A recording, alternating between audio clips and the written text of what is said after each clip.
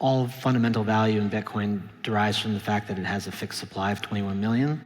Your money can be debased very quickly. This transformation of energy leads to more certainty. And governments are also starting to understand that this is important for them, right? For development of energy, to where we want to go. Money, in essence, is proof of work.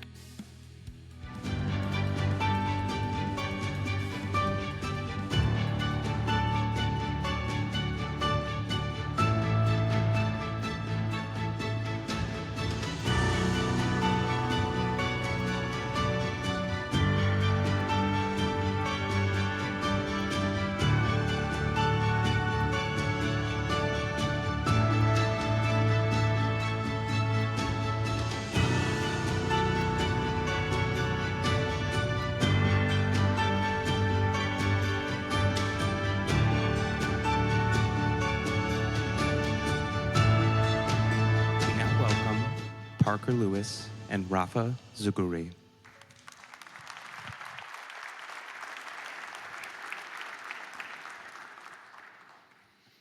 There's a trap here.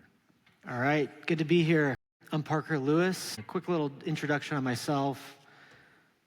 Been working on Bitcoin for the better part of 8 years now, since 2018.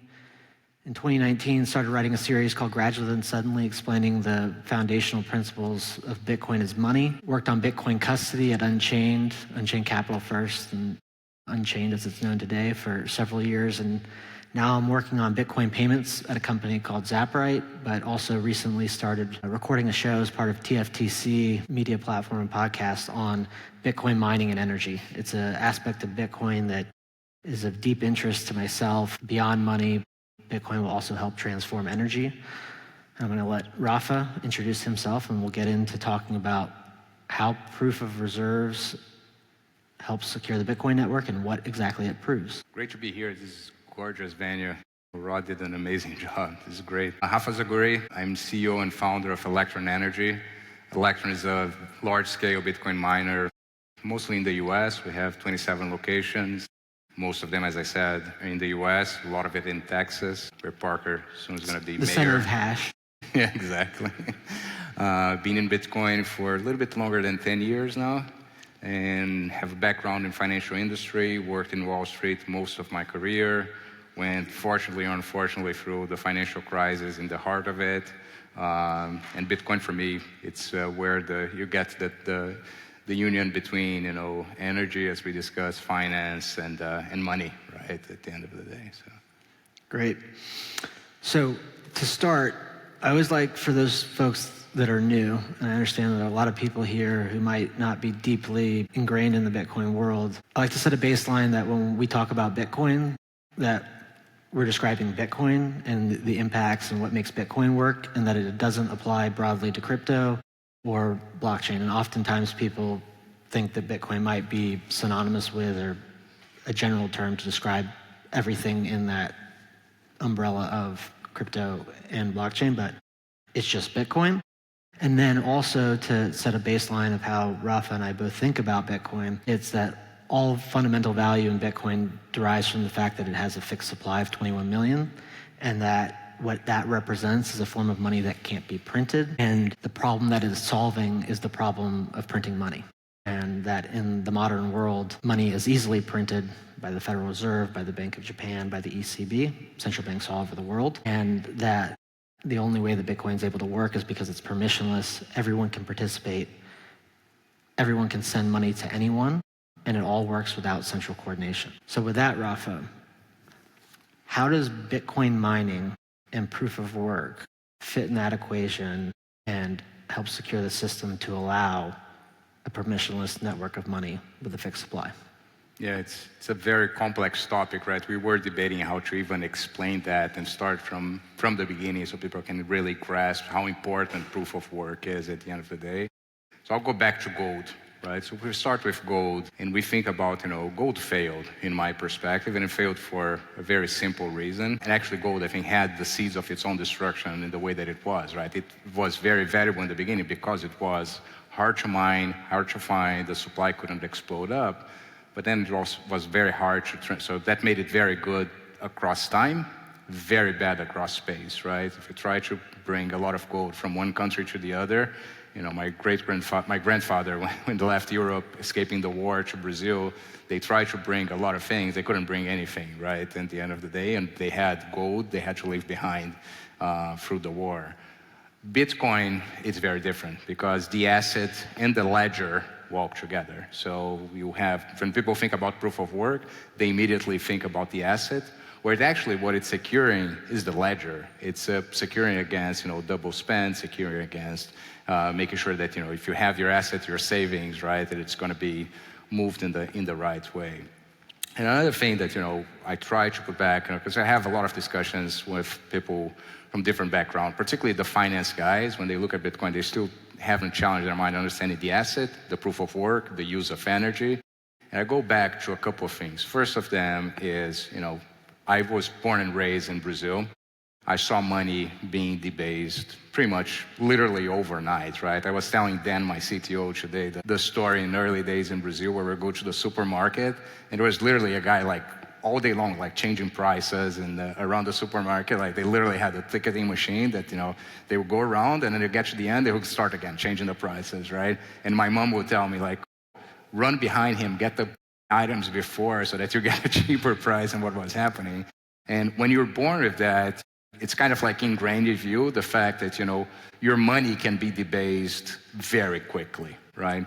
And for the first time, Bitcoin, you mentioned something, for the first time, I think we have an asset that it's super predictable in terms of monetary policy. The monetary policy is extremely predictable. We know pretty much exactly what it's going to be, right? And we never had that before. Monetary policy is unpredictable everywhere. It's always been unpredictable everywhere. And just to conclude to what I was saying, right, I think money should be the representation of work that somebody has done in the past, right? And it needs to be, that's what we were saying, like it's unforgeable cost of land, as Nick Szabo would say, right? That somewhere, somehow, if you have money, somebody would have needed to have done some work behind that. So money, in essence, is proof of work, is a representation of proof of work.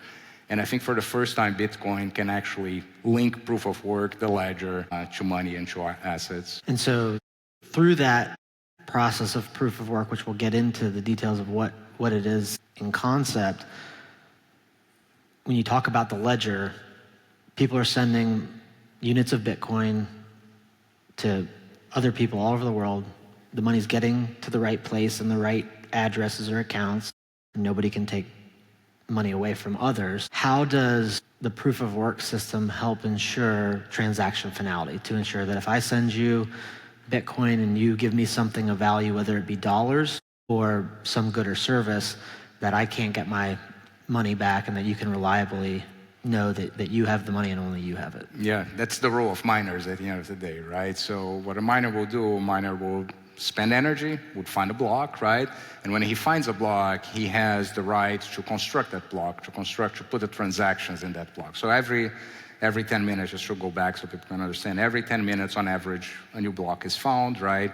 And the way that it's designed to be every 10 minutes is by something called the difficulty adjustment. So if a lot of people just spend a lot of energy to find more blocks, what happens? Blocks start getting quicker, difficulty goes up. So on average, every 2 weeks it resets. So you are going to be around 10 minutes every block, right? When a miner finds a block, which means that it spent enough energy to find that number that was associated with the block, right? It's a random process. It's just like picking a number out of a jar, right? So you have a jar with several numbers, and you have to find 5 in a jar. And then you go there and try to find the number 5 in a very big jar. And one miner is going to find. So I went there, I found the 5, right? When I found the 5, it means I can construct that block. I'm going to go in and I'm going to look at all the transactions. They're sitting in a mempool. The mempool is kind of like a queue of transactions waiting to be confirmed, right?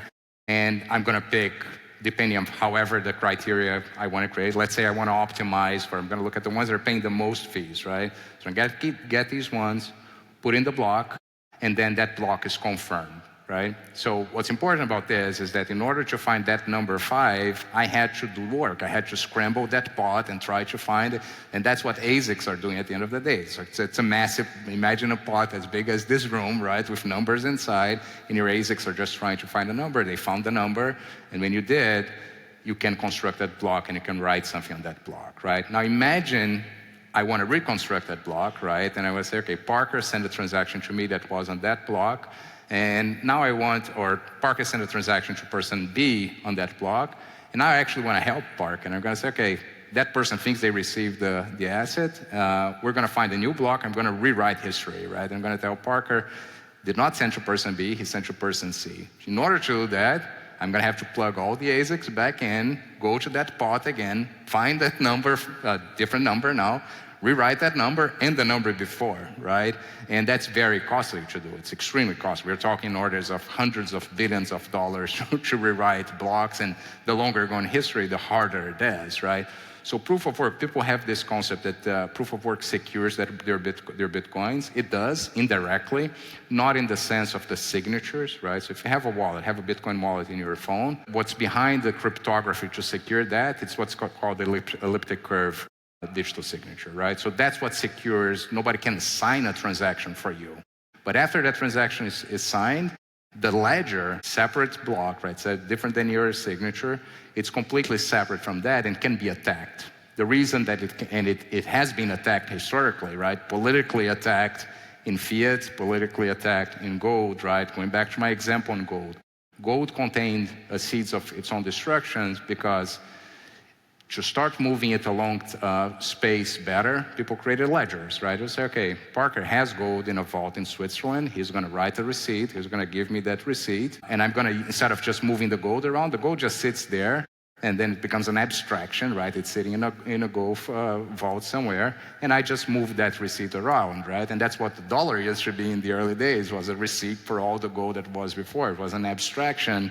And after 1971, it became an abstraction of an abstraction. The dollar. It's not even there, right? And the ledger became then subject to all kind of different manipulations and all kind, like people now can print out of that your gold or out of a press of a button, right? Well, not by actually doing the right proof of work to finding the gold. And one of the main reasons I think I ended up in Bitcoin was when I realized that, and like, oh, actually, this is, a ledger that cannot be messed with. The ledger and the assets are walking together hand in hand, and that cannot be decoupled, right? Right, and so a lot of times people look at Bitcoin and it's difficult to understand, admittedly, and as a result, they look at the energy that Bitcoin consumes and that it requires, and they think it's a waste.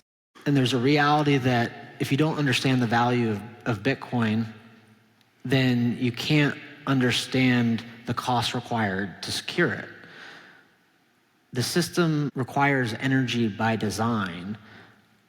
Why is that, and why could Bitcoin not work without energy?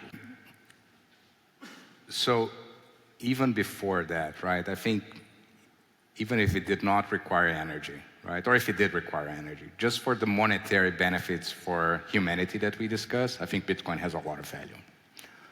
On side of that, there's the whole discussion of like, okay, but is it worth it, right? If you're spending energy only for the monetary benefit, is that worth it, right? Is that enough? And I don't know. That's a very hard question to answer. What I can tell you is that there are second derivatives benefits of Bitcoin, right? So as a miner, maybe through examples will be easier to understand this.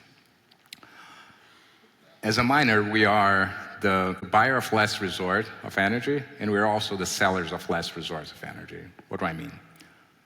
Two examples. We are looking at a project now in Brazil. I was against trying to do something in Brazil for a long time because it's a very complicated country, and fortunately or unfortunately, I know it really well, but we're looking to a project in Brazil. The project we're looking at is Brazil built a lot of capacity of wind and solar power in the northeast of Brazil. One of the windiest places you can imagine. Is sunny 360 days of the year, so perfect for this kind of generation, right? The problem is that they overbuilt the production capacity, and of course the government didn't think about distribution. So we have a lot of stranded energy there, right? And the independent producers are struggling now. Like, I built this farm. A lot of it is just stopped because it's built for peak time, right? When the wind is not blowing that much, right? But in half of the day, the wind is blowing like crazy, and I'm not generating this energy, right? I said, beautiful. I'll go there. I'll buy this energy from you only that period of time, right? I can go in periods where you have this peak energy that nobody else is buying, you don't have transmission, so you can't send it anywhere. We'll put containers in place, and we'll consume that energy only when the energy is available. And it's a hard concept for people to realize, right? Because they think, when you think about energy, the first thing they think, it's like it's a fixed pie. If you're using energy, you're stealing it from somebody else, you're stealing it from some other use, right? You're stealing, from...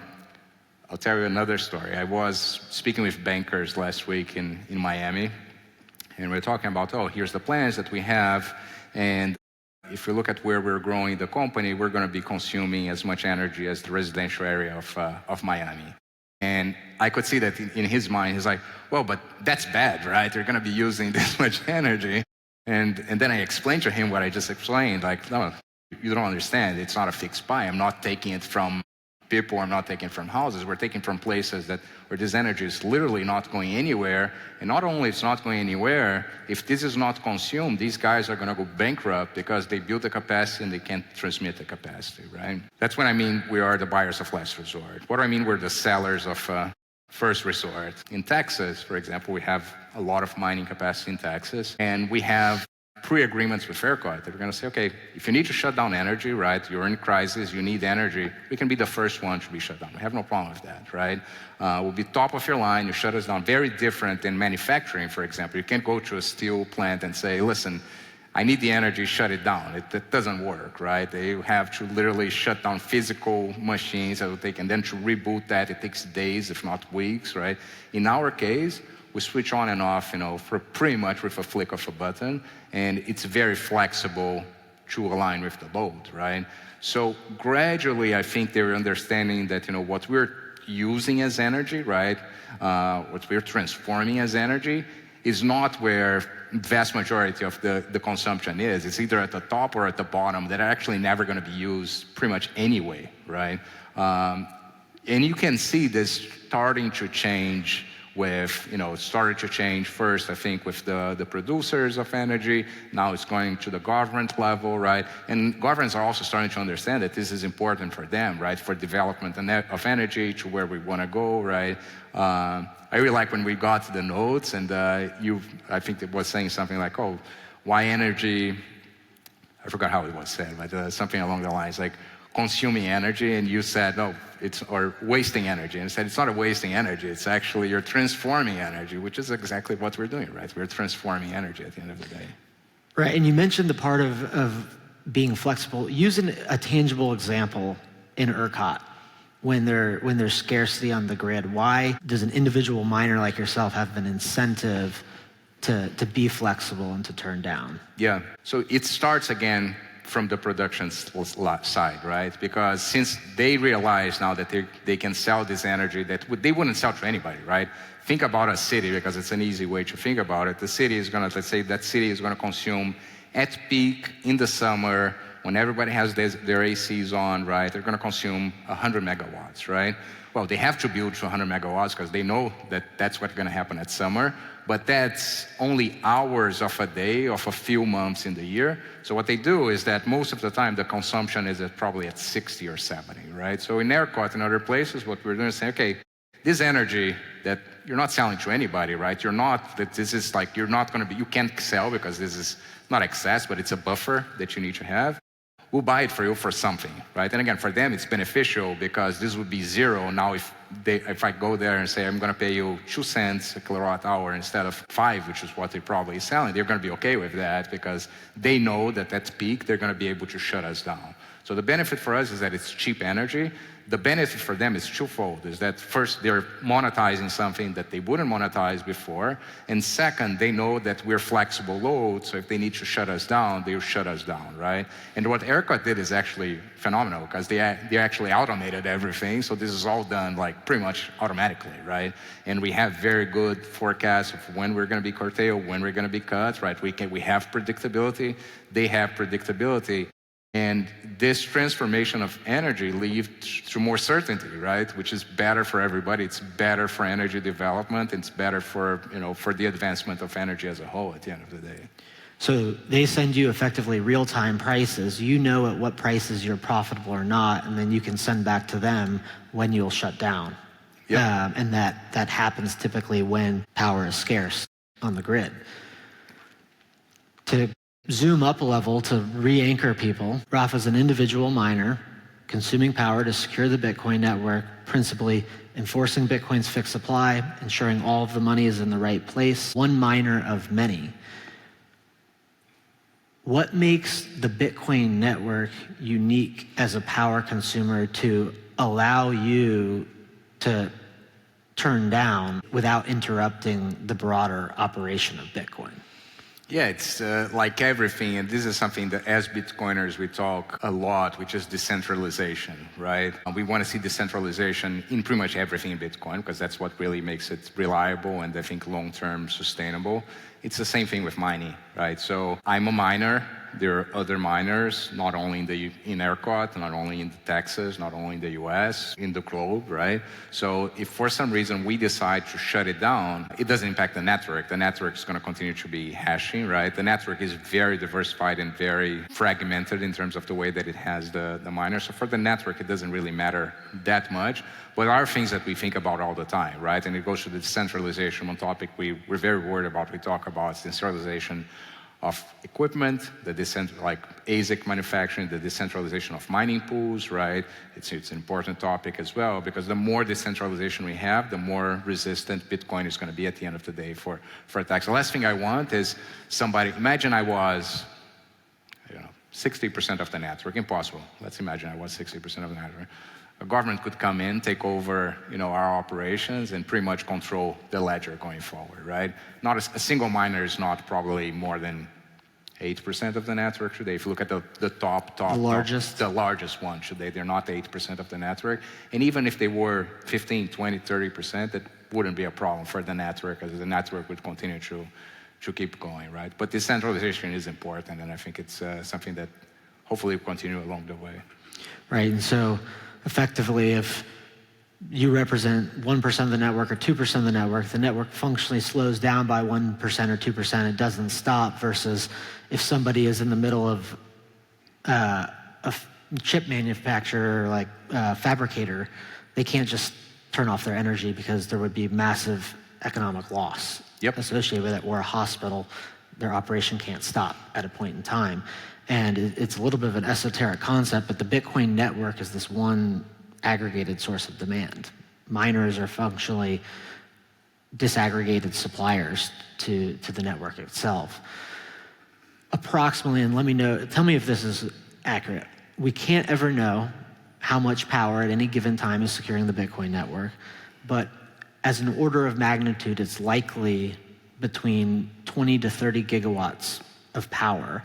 And that is this cost that is constantly being consumed or run to secure the integrity of the network. Imagine out to a Bitcoin standard, which in my world is in the next 10 years. When I think about the degradation of the economic system as central banks all over the world print money, and as humans race to accumulate knowledge to understand exactly what is happening here, on a Bitcoin standard, the entire world has adopted Bitcoin. It's being used as money, currency transactions to affect day-to-day purchases. Everyone in the world is using it to store value. How has Bitcoin helped transform energy systems apart from money? Yeah, I think 10 years is bearish. I think it's going to be earlier than that. You think so? I think it's conservative. I know.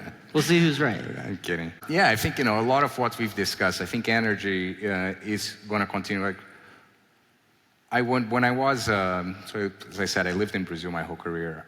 One of the things I did, I went to the Amazon for a project at some point. Middle of nowhere, you wouldn't believe it. Like you get on a small plane for 3 hours, you look around and the plane is all green. There's nothing, it's like a horizon of green all around. And then you land, another 3 hours of boat, you got to the middle of the place. Small community, no energy, like zero energy. They have, no power, no electricity. These guys, a lot of them never saw electricity in their lives, right? And it wasn't poverty because, again, in the Amazon, they can just collect fruits and everything, but very underdeveloped place. A lot of health issues for A lot of the kids didn't have school. So when I think about, energy and energy development, it's not thinking, right? You can trace a parallel between energy development and actually the development of populations. So this whole idea that I said, of consuming energy being bad, I think is just wrong. Like, consuming energy is very good. First of all, as I said, it's not a fixed pie that you're taking from somewhere else, but consumption leads to advancement. And so the more consumption we're going to have with energy, I think the better energy technologies we're going to have, and that's going to promote progress for humanity, in my view, right? I think we've seen that. It's proven that more energy is actually good and not bad. Yeah. Well, our time is up, and the last comment I'd leave you guys with is that often in the crypto and blockchain world, Bitcoin is missed, but Bitcoin's fixed supply is the 0 to 1 innovation. It couldn't exist without energy, and vis-a-vis AI. If we don't have sound money, we're not going to have reliable power. And if we don't have reliable power, then we're not going to have AI and everything that exists at the edge. So, Rapha, thank you for what you do every day to secure the Bitcoin network. And thank you for being here today to help discuss these deep topics with the crowd.